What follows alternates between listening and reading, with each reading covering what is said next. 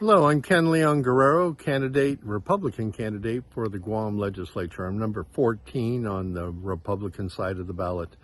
Now the question is, what would I do as a senator to help improve the lot of the working man here on Guam? And there's a number of things we could be doing, we should have been doing ever since before the pandemic started. We know the cost of living here is exceedingly high.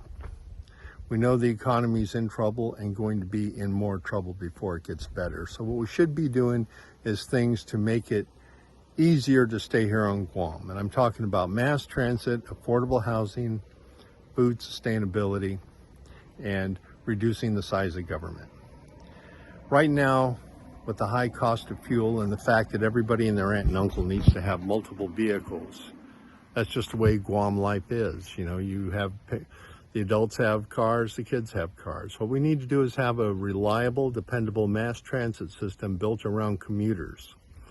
And with that in place, we will be able to reduce the cost of driving to and from work. In 2014, I believe, we estimated that the cost of people driving their cars to work was around $35 to $40 a day.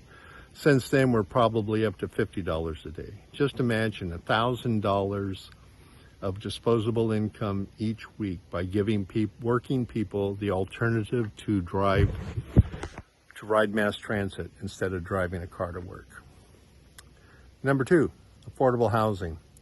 We need to build affordable housing. We need to get over the idea of a house lot with a single house on a house lot. We need to look at high density zoning. We need to look at a Singapore-style type program that encourages home ownership and makes it possible for people, young people, people in low-wage service sector jobs to able to afford a safe and comfortable home. Right now, we have competition between the B&B owners, the military renters, and Gura. So the middle class and the lower middle class is being squeezed out of the rental market.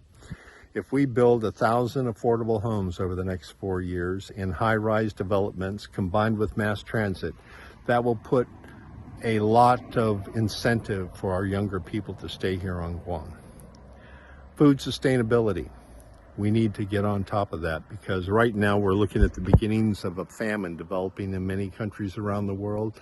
And with climate change, war, and other impacts on our food supply, things are going to get worse before they're going to get better. I just read a newspaper story the other day about 97 million turkeys and chickens so far have been killed in the United States due to H1N5 or H5N1 contaminations.